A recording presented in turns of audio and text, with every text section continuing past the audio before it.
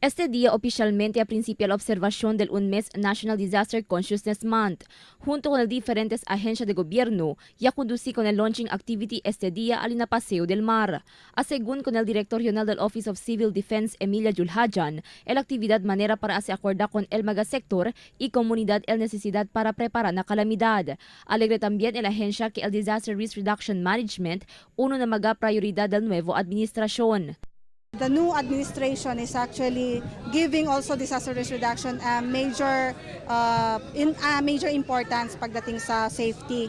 Hence, we have been from the Office of Civil Defense, we have yung panaboost yung moral namin actually because at least kasama talaga siya sa isa sa mga priorities ng ating new administration.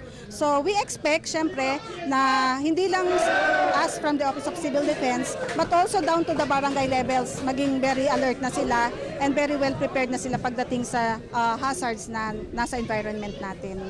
Debe según hace el preparasyon hasta na komunidad keta incluir cada barangay del syudad.